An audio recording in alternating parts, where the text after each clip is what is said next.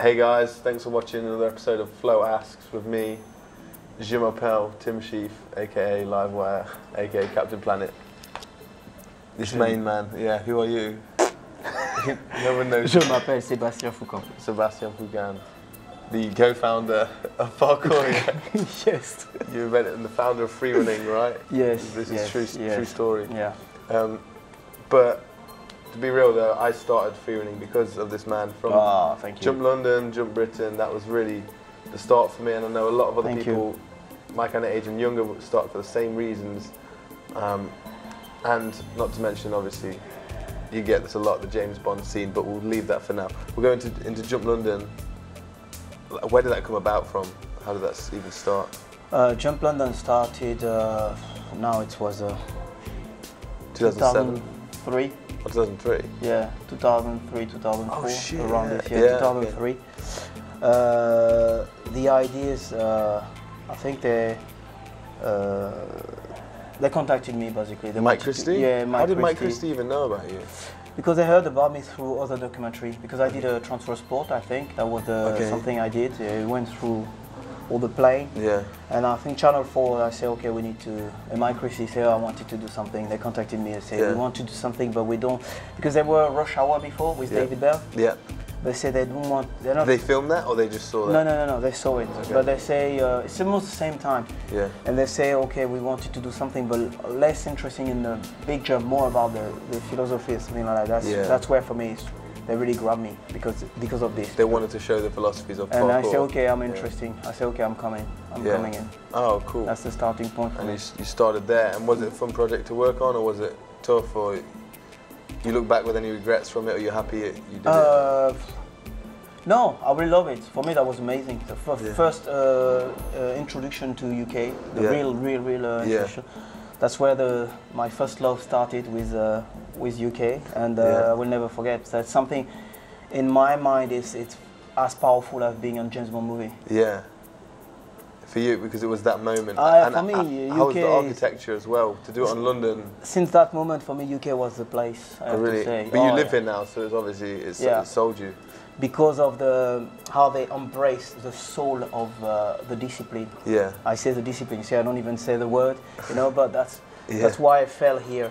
The community before, like how it was, and how people see it. They don't see me as a superstar or something like that, but they see me like more a friend, like more friendly and very interesting in the spirit of it. Which for me that was like boom, spot on. Yeah. Before you came to London, but since Jump London, I met you in Paris. Yeah. You showed me around Every. Yeah. And Lise as well. That was great. Thank you very much for doing that. And you were living there at the time. Yeah. But you grew up there, right? Or did you in Every? I grew up in Lise.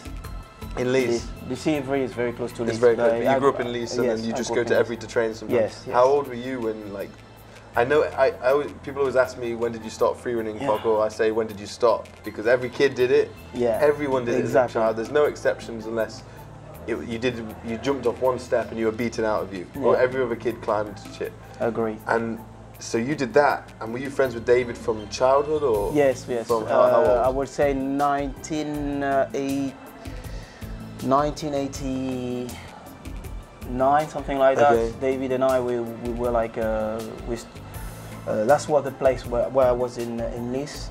And did you go to school together, or how did you meet? We were in the same school. David was in the same class as my older brother. Okay, how many years older? 1 year older. 1 year above. Yeah, my brother. Was it a small community in Leeds? Yeah. It's I don't know. We say 7,000 people in the town, and everyone know each other. So it's very small town. And the friend of the friend, my brother. Yann Notre was friend with my older brother, also 2 years older brother. Okay. Everyone knew each other. That's the beauty at this time. And so, how old was David when you saw him first doing this? Or? Oh, David was around 15, 16. Yeah. Yeah. And he was just using the environment in a different way, or what? No, yeah. For me, when I met David, he was already in his journey. That's why I always say, for me, David is the person who's responsible for what it is now. We still have a part of it. I've got a huge part, you know, I bring my part. Oh, a very big part. But for me, I will always respect, but it's just for me. I don't care about all the arguing, it doesn't matter. For me, David, no, I know his family, but for me, yeah, David is a big part of it, because at the age of 15, 16, he was already really involved in this, and the things he's doing at this time was out of the realm. But yeah, you had absolutely no reference point. Zero reference. That's what's amazing, because now there's YouTube, every trick's been done, or you can see a variation, or you can see where the trick developed from. Oh yeah. He had zero, there was no internet really around then. He had only his fathers. His Yeah. fathers with his legendary history, which we shared together. We were talking about this all the time. Me, I was driven by my own quest, which I tried to find a mentor. I was really into Bruce Lee until David talked to me about his fathers, and I said, oh, maybe there is a Bruce Lee alive. That was my mindset. You know, when you're kids, it's like, whoa. And I always encourage him, oh, we should go and see him because maybe he's doing something. And you know, that was my mindset. And David was always like, story about his fathers. And the stuff David does was beyond my reach, because for me it's just like no chance, you're going to die. The precisions, the height. Power jump, all this stuff. You know, like you've got no reference point. You can look in your mind. Say, okay, maybe even in movie, but it's still a movie. You don't have a clear reference point, or someone clever or an adult saying to you, this is what you should do. There was no label for it. It was just you and exploring with your body, right? It was just David, and sometimes he said, we just look at each other and say, okay, if anything happened, David, I don't encourage anyone to do exactly the same, but anyway, that was the mindset. It was like, if you do something, if anything happened, my friend, I call the ambulance. I will tell everyone, I'll be here. I will not leave. Did that ever come to fruition? Did you ever have to? Never. He was fine.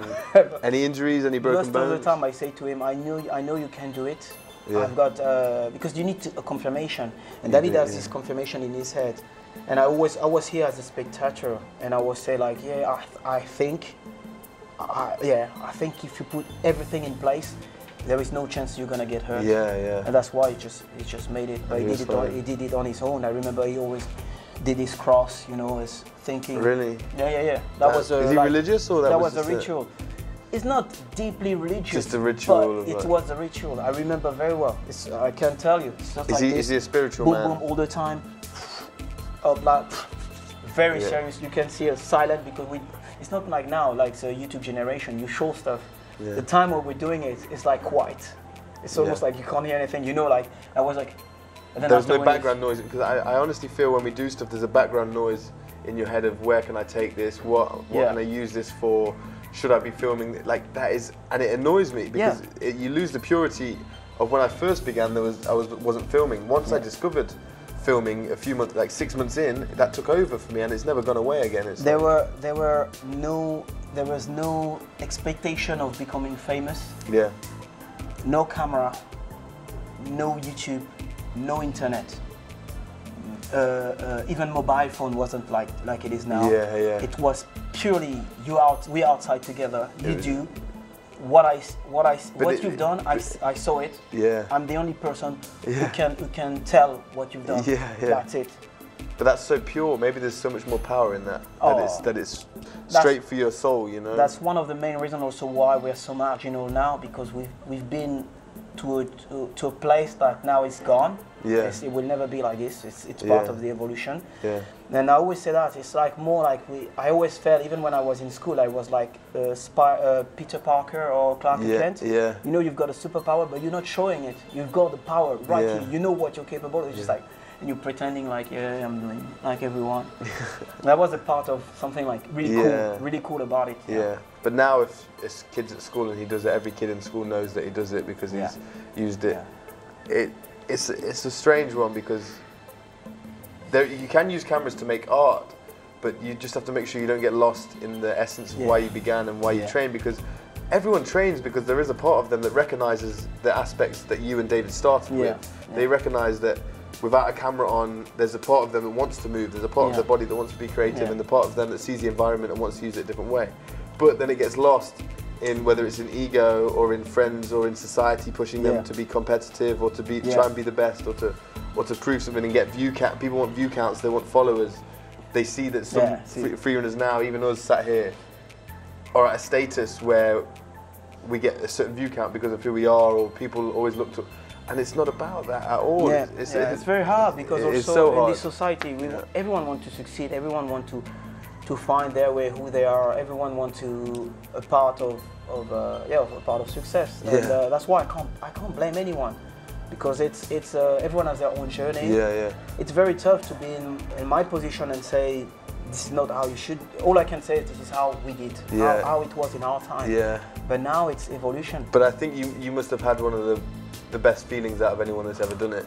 For me, it's like, you know the movie The Dead Poets Society? No, I don't know. Okay, but it's with, forget his name, sorry.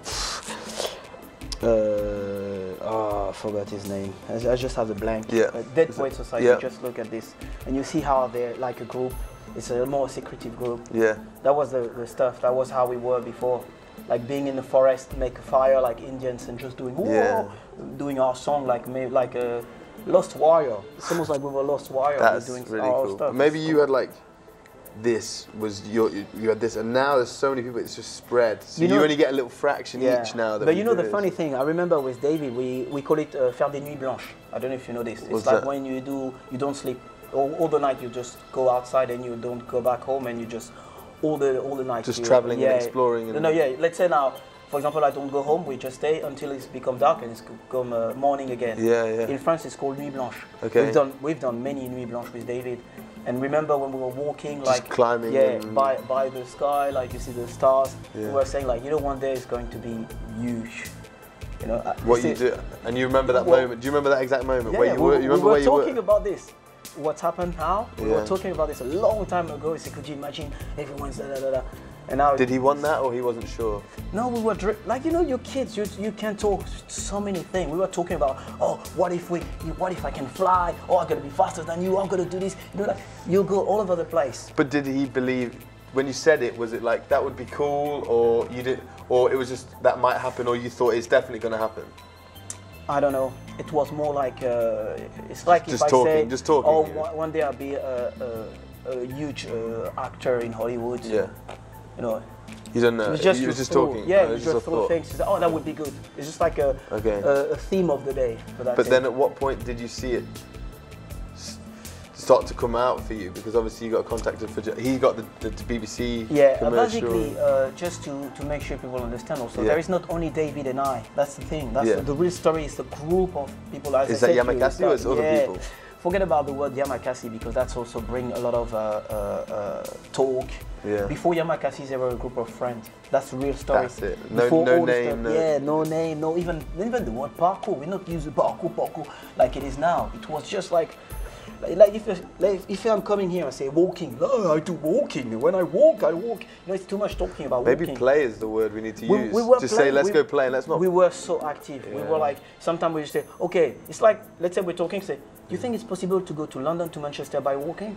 And then you see, we're laughing. Say, let's do it. It's like we were challenging ourselves. Okay, we go. And then okay, tomorrow morning, who want to do it? You come and we'll see. That was the mindset. Did you ever walk to Paris or something? No. Yes. You said let's walk to. You said we walked from Évry to Paris, and then after David, I remember saying, how long was that? Let's go back by running. No, David said, and then we go back by running. How long is that? 3-hour walk? Laurent from Yamakasi was here. Who was here with us? I forgot. Laurent was here. I definitely remember. But that was the mindset. It has nothing to do with power. It was like challenging. Like sometimes we say, okay, do you think we can jump on one leg until it's become dark? Okay, it was early in the morning. Let's say it's 6 o'clock. Okay, I'm jumping, and we jump. Come on, you can do it. Jump. Same with the high jump, like the drop jump. High jump, yeah. Drop jump. Okay. Who wants to do the 10,000 jump? Okay, me. I mean. And you just come in the forest, and boom, and people walking. What is it doing? It's just it's become late. It's just like boom, and you have to count. It's like, and now you're just like. And that's how you was training. It has nothing to do with... not training, just... It has nothing to do with the physiologic stuff. It has more things to do with the mindset. attitude and always, mindset. always like this. I remember like there is all this manga with the guys. Got, I think it's in French it's called Les Chevaliers du Zodiac. Yeah. They've got their big bag with their armor in the back. I don't know if you heard about this, but anyway, they've got this armor in the back, and I was too much, maybe only me, in this mindset. And it was winter. I say, okay, I go. I see, because I knew they were in the forest, and I go outside without t-shirt, no, just my shorts, barefoot, with my big bag full of books and stuff, like really heavy, and walking. And people were saying, what is? People were like very covered. I was like. Barefoot, just in... Yeah, because of our belief. We were like out of the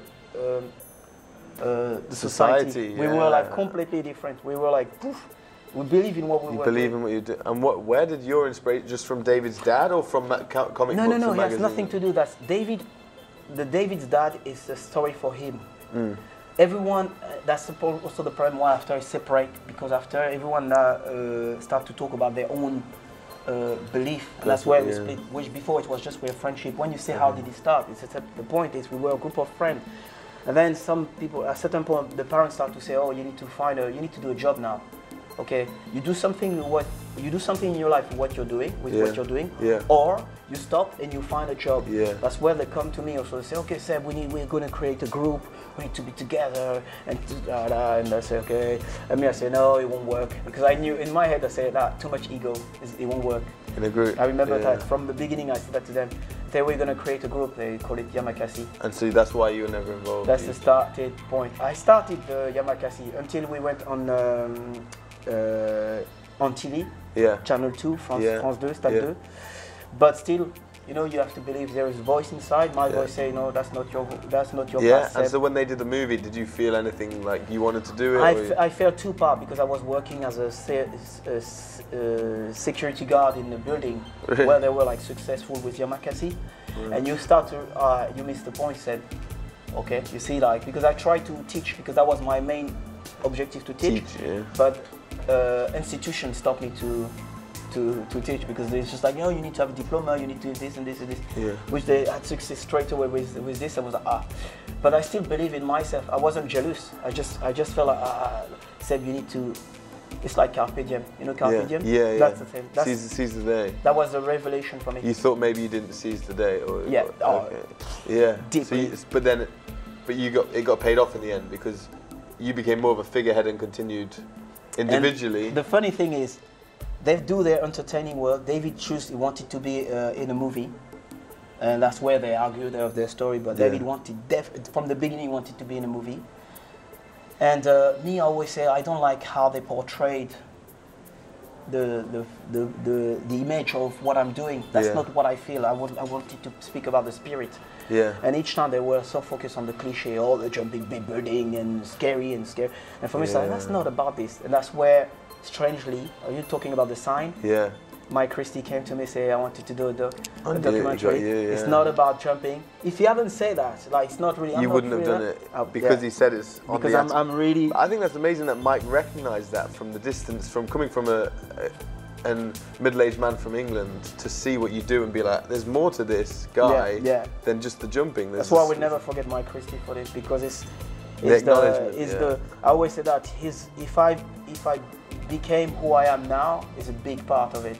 Because of what he's done for me. So fast forward from there, you've got 3 running competitions now. We're sat where Sébastien did his handstand and jump London and jump. And I've won a Red Bull Out of Motion. Right here also. So maybe that was a spit on your hands. I'm sorry that like you brought something positive here, and then we put a competition. Again, I think people need to understand. From my point of view, I always put like it's me, and everyone can say that's scrap or whatsoever. But for me, competition is not. It's not as bad as some people say. It's like people go in a journey of battle for competition. They think the people involved are malicious and they're egotistical people, I think. I would say the corporate are definitely. The corporate, for me, they're definitely evil. But anyway, the thing is, as an individual person, in your learning process, you've got the right to go there. Until you're not damaging yourself, you're not damaging everyone else. There is nothing I can say. in terms of freedom, I've got no right to tell you what you have to do. That's the most important thing. If someone wanted to do competition, he's got the right to do competition. Yeah. But if you ask me to participate or to be part of it, now it's different. You ask me, and I say no. I don't want to be there. And if you ask me why, I've got my journey. That's why. But can I ask you why? For me, it's very simple. Competition is the modern war. It's modern war. It's someone against someone. You can always turn around, say it's still good and whatsoever. It's still someone killing someone or someone stealing the energy of someone else. I agree. I do agree. And if you open your heart to this, you will understand this. But it's a journey. It's a spiritual journey you have to go through, which I already made the decision for myself. That's why for me, competition. But you learned from young to listen to the voice in your heart. Of course, I've done competition. Yeah. I've done track and field. My brother did the Olympic. Okay. You see, what did he do? 200 meters, 400 meters. Really, for France? Mark, yeah. You can go on Google. You type his name, you will see. You see, I know sport. I've been in sport. I've been deeply involved in sport. And you learned from that. I learned from this. I had the injury from this. I've done my own journey without nobody said to me, oh, that's bad, don't go. I would never listen anyway. But sometimes maybe it's the people's, their voice in their heart isn't as strong, or they're so conditioned. It's not that they're bad people, or, I mean, I don't believe there is bad people. There is bad people on this planet, but I don't believe in the parkour environment there is bad people. There may be one or two or whatever, I don't know. But in general, I always say there is not bad people. It's everyone's trying to looking for who they are. The thing is, sometimes we have to be protective with the spirit and the idea of what is it about. Especially when they share if you share the same label. The thing is, when Red Bull do it, and I find it so hard to endorse a company like Red Bull, and I never would going forward. Obviously, I've been involved in their events, but they call it art of motion. They don't use the word parkour. I agree, but isn't the problem the label? Isn't the problem that the parkour that you did, the original spirit of parkour that you did, and what I did? It's what it teach disrespect. It's very disrespectful. It's like I'm taking a racket and a ball, and I play tennis, but now I call it I don't know. But if they call it Red Bull parkour competition, would that be worse, or no different? They don't respect the culture. They never ask what is it about. They never ask the founders to anything. They don't care. What they want is maybe it's going to be good as a competition. This is our agenda. And even more important, they don't even care about the competition. They care about their product. And the views. Big company is views and product. This is very important. I agree in a lot, but obviously when I've been involved with the Red Bull, they do seem to try. They do seem, okay? Yeah, but I don't know whether that's true. But I feel like they care, and they do. I know their product. I don't agree with their product, but they've got the right to do whatever they want. But do you believe this product gives you wings? Oh no, I know the product's bullshit. There you go. The product's a load of shit. That means you doing something that you don't believe. It's like okay, so say avocados sponsor the Art of Motion. Avocados. I don't know who is avocados. It's a vegetable. Okay, cucumbers. Yeah. Say cucumbers sponsor the competition. I Bananas. don't know. I haven't been in their meeting room, but it won't be beneficial for them to have me there because I'm in a. I'm saying bananas. Say a fruit, just bananas. There was an event and it was to promote bananas, but it was a competition. If that existed? No, if it existed, yeah. It's better because the product is good. But it's still competition. As I say, it's me. It has nothing. I'm not encouraging to everyone say listen to my voice. It's the best voice. It's not about this. It's just like if you ask me, it's like if that's what I'm doing. That's what we're here. We're asking. That's for me. It's just like if that's why I will never be in Red Bull because I don't. But believe the point in you said, which I find interesting and I very much agree, is when there's competition, however friendly it may seem, or everyone says we get on. There's always that someone taking someone's energy. There's always someone that walks out there happier than someone else. War. Yeah, and I can't argue with that. I've felt it. I've been there. Even like you see World Championship of 100 meters. We've got 10 guys that are just line up. The 10 fastest in the world, or 8 fastest in the world. They're gonna run like crazy. Yeah. The first guy's yeah. The second, yeah. The third, it's like yeah, I'm okay, but I'm a winner. I want to win now. Okay. Then the fourth is just like oh, so disappointed. But in the scale of universe, or in the scale of the planet, or maybe we missed 5 guys. Okay, you are the 5th. There's 15 people are the fastest people in the world. Out of 7 billion. If I put an analogy, it's like, okay, I can fly like Superman, but I fly a little bit slower than him, and I'm upset. It's like, come on, you can fly. Yeah. That's that's where they miss. That's in your journey of discovery. That's also if we talk about where I am in my evolution. So there's something I learned. How could we find something that worked? Not that we should, but as a suggestion, Ninja Warrior. Oh, for me, Ninja Warrior is the because you're not against someone else. As much as they could rank you, you're still against the course. You're against the course. So far, I'm questioning myself because I'm not coming with something. I say this is it forever. I'm always questioning myself, and I watch Ninja Warrior a lot, and I don't see that. People can always trick. They can always bring the competitive side, but it's. I think the TV brings that more than anything. Yeah, but Ninja Warrior looks the best for me because it's definitely you against the obstacle. Yeah, that's brilliant. Yeah. Because and to be honest, sometimes I even you're not taking anyone's energy but your own. You learn a lot about yourself. And you want to test yourself, and sometimes I always say that I wanted to. I say, oh, maybe I should go there. Yeah. For only one reason, because it's just a voice saying, could you do it? Yeah. It's just for me. Yeah. But I know if I feel any competitive environment, any bad, I'm very into energy. It's very quick for me. My skin is very sharp with this. If I feel it, you will see I just disappear. So where is it? I'm gone, because it's not interesting for me. If there is no challenge, if it's not like interesting, I won't stay. Okay. What are you doing in London now? Why do you move here? I move in London because this is where my heart is, and this is where the vibe is for me. There's great sunny weather, yeah. But again, as I say, I'm not attached to London. I'm a free runner. I'm free. Yeah. That's the difference. What is the difference in free running? What is different? Free running for me is just anything you do to stop me to become who I am. That's why he's doing ice skating. That's not parkour. Okay, then I'm not doing parkour. If someone say, oh, now he's doing martial art. That's not free running. I say, okay, I'm not doing free running anymore. Yeah. Free running for me, I started free running when I started to feel like parkour as a limitation for myself. Yeah. And even the parkour now has evolved so much from the parkour in the past. That's why for me it's constant evolution. Yeah. And it's such a mess now with all this name and stuff like this. But ultimately, as you say, it's about playing activity. That's it. Yeah. For me, it's just like if I can't go in the gymnastic and play and doing gymnastic, you can see me playing football. People say, "Oh, it's competition." No, come play football with me. You see, there is no competition here. Because I would be so happy even we lose 12-0. Like, you say, "Why are you happy?" You say, "Because I'm somewhere else, man." Yeah. Because I enjoy when I send you the ball to team, or when I aim to kick to score and the ball goes this way. You know. I'm not missing the moment, the funny moment. That's why. That's what's important. I think you do a very good job. Do you mind me asking, telling people how old you are? I'm 20.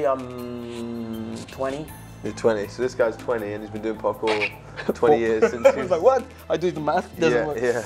No, I'm 39 now. 39. Yeah. But you're still physically fit, strong. Yeah, I'm quite okay. This guy's ripped. Let me just tell you. Oh my God. But and you still train parkour, you teach parkour, and you were around at the very beginning. People always say, "Oh, what can I say? What's the lifespan?" Yeah. Okay. Is that from having the right attitude? From I'm doing it until I die. It's like, as I said to you, it's like walking. Yeah. It's a very good analogy, because if you see walking, you never think about how long you're going to walk and something like that. It's just going to happen. If you stop, it's going to happen. Yeah. For me, practicing what we do, this activity, this type of activity, will stop when it stops. Okay. That's it for me. You talked about you train with the seasons, and I think that's a very good point. Yes. Because we're so out of tune with the cycles of nature. Yes, I call it seasonality. So can you briefly run me through that? You said in autumn you do flow. Yeah, that's what also, I believe that I'm a pioneer, and for me pioneer is not a statement, it's just a daily action. And because I've noticed I'm not following the calendar of any competition, because I'm not a sportman. Yeah. I watch sport, but I'm not into sport. Yeah. I deeply believe I should be connected with the animal and with nature. Yeah. That's why I completely follow the season. And for me, that's like I'm not doing the same thing in spring, not doing the same thing in summer, autumn, and winter. It shouldn't be like this. And I encourage people just to go there. So could you run me through? It's not very easy to do, but that's it for me. So you say summer is more what? Spring, I call it awakening spring. Okay. It's your awakening. Everything is awake. Now you start to to start to move again and to enjoy. Yeah. Summer is expressing summer. You do what you like, man. It's like it's time for yoo-hoo. Yeah. Like Yeah. sun, power of the sun, you do it. Autumn, I call it smooth autumn, because everything you have to do is smooth. That's why I'm really into breakdancing, dancing, ice skating, everything smooth. This is why really I'm flowy. And Also, it gives you a good time for your tendon to recover. When we talk about how long could you practice, we never know, but you better create something around yourself to make sure you especially if you love what you're doing. Yeah. You've got two choices. You choose the path of the sport, which is like when you reach 30, it's retirement, and then you say, oh, my cross ligament, my hips, my some whatsoever. Or you decide to do differently, which is I think it's a brave action to do. Just saying I'm brave. Anyway. And winter, what's winter? And winter is sanctuary winter, I call it. Sanctuary? Yeah. I like that word. It's all about. Okay. That's why usually in winter you don't see me. Yeah. Because I'm just in my bubble. I'm reading books, listening music. I'm still practicing. You always have to do a recall because you're not like to stay sharp. Because I still believe sometimes I'm a bit paradoxal, you know. Sometimes you can see me doing things because I'm a pioneer, because I'm researching. And what I've done, it's the same thing. Like this is what we learned from the beginning. Everything we do, it's very hard to find a reference point. There is nobody. Even like now, everyone's. That's the beauty, though, right? That's almost the beauty. That's how you're a pioneer. That's why I'm in my bubble. Sometimes each time I come to a community, people practicing, I say, oh, let's go and train. For me, it's like, I understand their point of view, but I'm no more here. Again, like we're talking about my age. Yeah. Historically, how long do we live? 70, 80 years. 70, 80 years. Where I am in my scale. Yeah. I'm right in the middle. Apparently. Okay, should I keep pushing or should I? You should keep pushing. If you feel okay, then no. What? That's not. Because everyone pushing. Pioneer. Okay. I'm doing different. Okay. See, that's why. I had, this is my mindset. That's why I say, everyone pushing. Because they think, oh, there is no boundaries. Okay. You need to talk about this. Everyone has their own journey, their own discovery. That's my journey. I believe body has limits. Okay. I've seen it. I watch from my eyes. Yeah. People have different discipline and lifestyle, so that's why also some people they get hurt. Yeah. But I choose a different path now. Okay. I adapt. I follow the season. I follow also my horse age. This is my horse. And I believe as I say, we're going to die. I'm going to die. I don't care. Yeah. So this is it. But people in this society, they're, oh my God, I'm going to die. They say the biggest fear is the fear of death. Once you get over the fear of death, all the other fears kind of drop away in life. And it's like, that's really the optimum. Do you want to go back in your mum's belly? Yeah, no. See, because it's evolution. Yeah. We're going to die. It's evolution. Yeah, now it's like, oh, I don't want to go. I don't want to go. Oh, I think I can jump further and further. You won't jump further. Let's say I give you a superpower. I've got now. I'm like a genius. You know, Aladdin. I've got a genius. I say, how far do you want to jump? Okay. You can just say me. How far you want to jump? 2,000 feet. Okay, 2,000 feet. There is still someone you can do 4,000 feet. Yeah. How far do you want to go? Yeah. What's going to satisfy you, really? Yeah. At what point are you satisfied? And if you can't just be satisfied with what you have. And that's what meditation is about. That's why I say, people say, well, how do you? Because I meditate, and by meditation, it's almost I take a time machine. Tell the people, man. I take a time machine, and I can see. I do simulation of myself. And I say, okay, I'm doing a handstand in London Ice with one hand or 2 fingers. Yeah. How it's beneficial to the world. Yeah. See, that's how it's beneficial to the world, and how these things makes me better than the guy who's playing guitar down the street. That's something. It's very spiritual. It's very unegotistical. It's that like the shedding of the ego. That's where I completely agree. And you're a very good. Merci. Because there's knowledge, and then there's like knowing that, and people can know that and understand that. But then it's wisdom. But you're wise in the fact that you apply that to your life, and you actually are very good. That's a truth. You're evidence of that. I think we just scratched the surface, but we're going to have to wrap it there, Sébastien. But see you guys. Yeah. But thank you, honestly, man. It's been really good. I hope you learn something from this guy, because every time I speak to him, I feel like I get something new out of it. And I hope to see more of him soon. Thank you for tuning in. Subscribe. Hopefully we get more people as deep as this guy on. Right. Thank you. Peace. Thank you very much.